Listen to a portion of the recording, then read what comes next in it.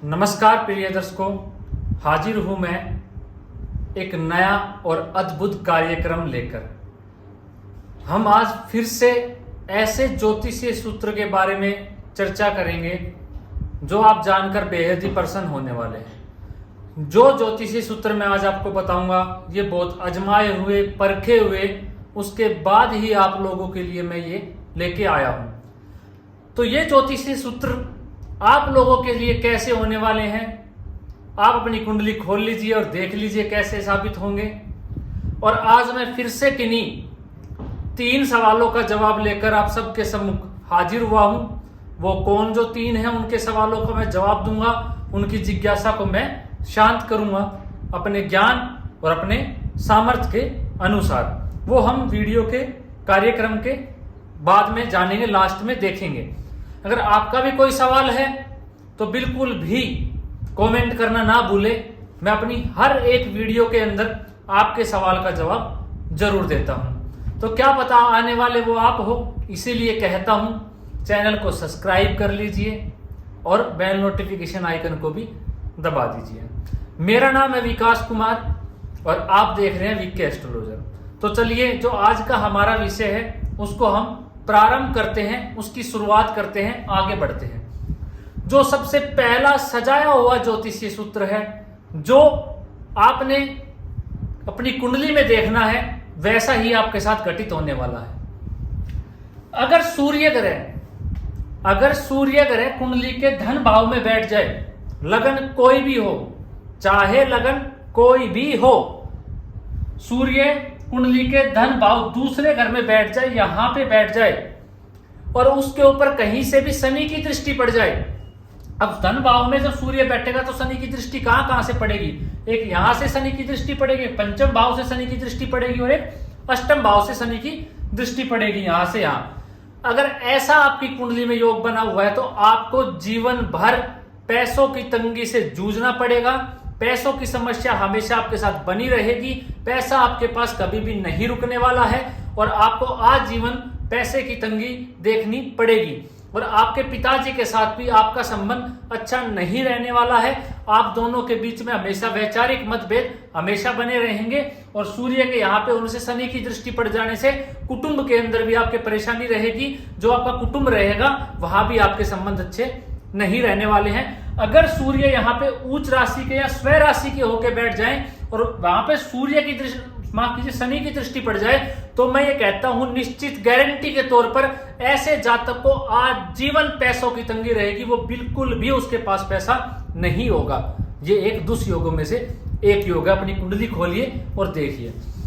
चलिए, दूसरा योग जो होता है सूर्य का, वो भी मैं बताता हूं, वो भी धन भाव से ही बनता है। जो दूसरा योग है सूर्य का, वो कहता है अगर सूर्य कुंडली के धन भाव में हो, मान लीजिए मीन ही लगन है, कोई भी लगन मान लीजिए, ये उदाहरण के तौर पे बता रहा हूं, मान लीजिए मीन लगन है, सूर्य और बुध यहां पे धन भाव में बैठ जाए जाके, तो ऐसा जातक वाचाल परिवर्ती का हो जाता है। ऐसा जातक को समझना बहुत मुश्किल होता है।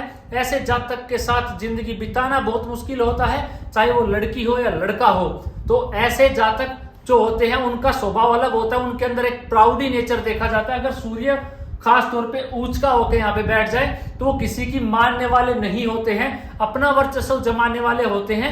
उनके अंदर एक अलग से ईगो देखा जाता है। इनकी हर किसी व्यक्ति के साथ बनती नहीं है। इनका स्वभाव तो चुलबुला होता है, लेकिन ये तभी मानते हैं अगर इनसे कोई प्यार से बात करे तो ही इनको कोई हैंडल कर सकता है। इसके अलावा इनकी किसी के साथ नहीं बन सकती। तो सूर्य और बुध का ये योग होने से यहाँ पे ऐसा जातक हो या जाति का, उनके पिताजी को हार्ट की समस्या देखी जाती है। उनका एक बार जिंदगी में हार्ट की प्रॉब्लम आती ही आती है और उनके पिताजी की हार्ट से भी मृत्यु होती है। यहाँ पे ये योग होने से, सूर्य और बुध का यहाँ पे योग होने से वो तब होती है एक एज के बाद। अगर सूर्य और बुध का योग है तो हार्ट की प्रॉब्लम मानी, यानी अगर पाप ग्रहों की दृष्टि पड़ जाती है तो उनकी उस समय दिक्कत भी आ जाती है। तो अगर सूर्य और बुध की स्थिति अगर आपकी कुंडली में धन भाव में बनी हुई है, अगर सूर्य उच्च का है, वहां पे उच्च का नहीं है, स्व राशि का है या जोन सी भी राशि में बैठा हो 1 से 12 में, तो ऐसे व्यक्ति या जातिका को समझना बहुत मुश्किल होता है। और ये हाजिर जवाब देते हैं। इनकी बोली इतनी खराब हो जाती है कि काफी बार इनके लड़ाई झगड़े इनकी बोली के कारण हो जाते हैं और दूसरों के लिए हमेशा ये लड़ते रहते हैं और जिंदगी में दिक्कत पाते रहते हैं। तो ये हमारा दूसरा ज्योतिषीय सूत्र है। चलिए तीसरा ज्योतिषीय सूत्र की ओर बढ़ते हैं। सिंह लगन की कुंडली हो, आपकी यहाँ पे 5 नंबर लिखा हुआ हो और सूर्य और बुध, सूर्य यहाँ पे नीच का हो जाए, तुला राशि में सूर्य और बुध बैठे हुए हो, सिंह लगन की कुंडली, सूर्य और बुध पराक्रम भाव में जाके बैठ जाए तो ऐसा जातक राजनीति में झंडे गाड़ देता है, बहुत जबरदस्त राजनीति में सफलता हासिल करता है ऐसा जातक। और ऐसा जातक बहुत पराक्रमी होता है और बहुत जोशीला देखा जाता है, उसके अंदर एक अलग से ही कॉन्फिडेंस आ जाता है। क्यों? क्योंकि पराक्रम भाव में सूर्य जाके बैठ गया है और बुध के साथ जाके बैठ गया, तो राजनीति में ऐसा जातक झंडे गाड़ देता है। हाँ, सूर्य नीच राशि में कॉन्फिडेंस की दिक्कत जरूर होगी, लेकिन लग्नेश होकर पराक्रम भाव में जाके बैठा है, लग्नेश जहां बैठता है उस बल में वृद्धि कर देता है, तो ऐसे जातक के अंदर जोश बहुत मात्रा में होगा। और बुध के साथ बैठने से बुध आदित्य योग बन गया, सर्वश्रेष्ठ राजयोग बन जाता है। अगर कहीं से गुरु की दृष्टि आ जाती है तो कहना ही नहीं, सोने पे सुहागे का काम करता है। तो ये बहुत सर्वश्रेष्ठ राजयोगों में से एक राजयोग होता है। चलिए अगले की ओर बढ़ते हैं। अगर सूर्य लगन के अंदर या तो उच्च राशि में बैठ जाए, 1 नंबर राशि लिखी हुई हो लगन के अंदर, या 5 नंबर स्व राशि हो, या धनु राशि में अगर सूर्य लगन के अंदर जाके बैठ जाए, ऐसे सूर्य के ऊपर कहीं से भी राहु की दृष्टि पड़ जाए, लगन में सूर्य बैठ जाए, मेष राशि के अंदर, सिंह राशि के अंदर, धनु राशि के अंदर कहीं से राहु की दृष्टि पड़ जाए, तो ऐसे जातक या जातिका को आंखों से संबंधित परेशानी देखी जाती है, आंखों से संबंधित परेशानी होती है जीवन काल के अंदर। तो ये एक योग दुर्योगों में से एक है। आप देख लीजिएगा कहीं आपका सूर्य भी लगन में ना बैठा हो, जो राशियां मैंने बताई हैं, और उनके ऊपर राहु की दृष्टि पड़ रही है, तो आपके साथ ये समस्या जरूर होगी। चलिए अगला कुंडली के अंदर देखते हैं। कुंडली में अगर सूर्य उच्च का हो जाए, कुंडली के अंदर सूर्य ऊंच का हो जाए और कहीं से भी गुरु की दृष्टि पड़ जाए, तो ऐसा जातक उच्च पद प्राप्त करता ही करता है। ये मैंने अपने जीवन काल में देखा है। अगर सूर्य ऊंच का हो जाए और डिग्री में बली हो, सूर्य कुंडली में ऊंच का हो जाए और डिग्री में बली हो, अंश वाइज वो युवा अवस्था में हो और गुरु की दृष्टि पड़ जाए ऐसे सूर्य के ऊपर, तो ऐसा जातक जिंदगी में उच्च पद जरूर प्राप्त करता है, चाहे वो किसी भी फील्ड में करे। क्योंकि मुझे ये नहीं पता ना आपकी कुंडली में कहां है, इसलिए मैंने आपको ये ज्योतिषी सूत्र दिया है कि सूर्य उच्च का हो कुंडली में, कहीं भी हो जाए 1 से 12 भाव, लेकिन गुरु की दृष्टि पड़ जाए, उच्च का हो के डिग्री वाइज मजबूत हो, गुरु की दृष्टि पड़ जाए, तो ऐसा जातक जरूर अपने जीवन काल के अंदर उच्च पद प्राप्त करता ही करता है। चलिए जो अगला ज्योतिषी सूत्र है उसकी ओर बढ़ते हैं। अगला ज्योतिषी सूत्र कहता है अगर सूर्य जाके कुंडली के अष्टम भाव में बैठ जाए, अगर सूर्य जाके कुंडली के अष्टम भाव में बैठ जाए, तो मैंने पाया है ऐसा जो जातक होता है उसके पिता की अकाल मृत्यु होती है, अचानक से उनकी मृत्यु होती है, लेकिन जो उनके पिता हैं वो उनके लिए खूब सारा पैसा छोड़ के जाते हैं, उसके पास खूब सारा धन देखा जाता है। दूसरा, जब अगर सूर्य यहाँ पे बैठे हो, अष्टम भाव में सूर्य हो, तो ऐसे व्यक्ति के पास 44 की एज हो, कि लड़का हो या लड़की, उसके बाद ही पैसा जुड़ना शुरू होता है, उससे पहले पैसा जुड़ना शुरू नहीं होता है, क्योंकि वो अपना वर्चस्व जमाने में, अपना होल्ड जमाने में सारा पैसा खर्च कर देता है। जो अगला ज्योतिषीय सूत्र कहता है अगर सूर्य कुंडली के 11वें घर में बैठा हो, कहीं कोई भी लगन हो, अगर सूर्य कुंडली के 11वें घर में बैठा हुआ हो सूर्य, तो ऐसा जातक के पास कभी भी धन की कमी नहीं होती है। ऐसा जातक खूब धनवान देखा जाता है, खूब पैसा होता है उसके पास, जब भी पैसे की जरूरत होती है उसके पास कहीं ना कहीं से नाना प्रकार से पैसे आ ही जाते हैं। और ऐसा जातक खास तौर पे देखा गया है, जो मैंने आजमाया है अपने जीवन काल में, इज्जत का भूखा होता है, इज्जत का लालची होता है। अगर उनको कहीं पे इज्जत नहीं मिलती है तो ऐसा जातक वहां जाना पसंद नहीं करता है, वो 1 नंबर का लालची देखा जाता है इज्जत के प्रति। अगर सूर्य 11वें घर में हो लेकिन पैसे बहुत होते हैं ऐसे जातक के पास, और आज जीवन उसके शत्रु हमेशा उसके बचपन से ही शत्रु बने रहते हैं, उनसे ईर्ष्या करने वाले रहते हैं। तो ये जो थे आज 7 ज्योतिषीय सूत्र थे जो सूर्य से संबंधित थे।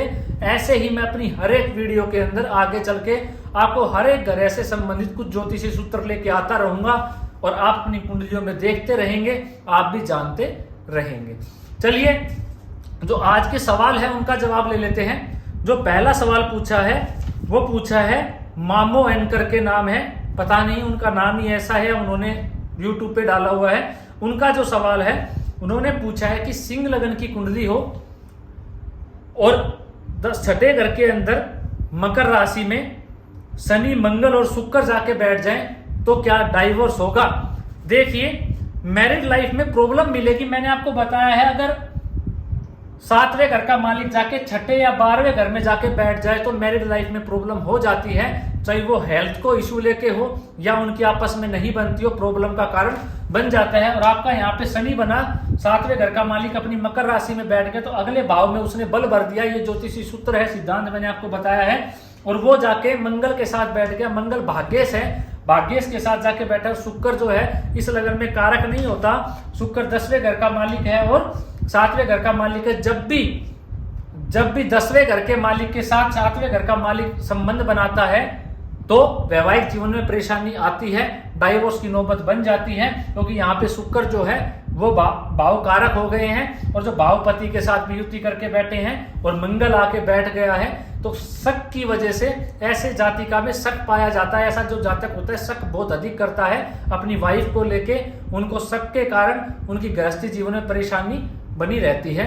तो हाँ, अगर इन पे पाप ग्रहों की दृष्टि कहीं से भाव पे पड़ रही हो या यहाँ पे पड़ रही हो 6ठे घर के ऊपर, आपने बस इतना ही बताया तो निश्चित ही आपका डाइवोर्स हो जाएगा। चलिए जो अगला सवाल है वो प्रणीता गुप्ता ने पूछा है।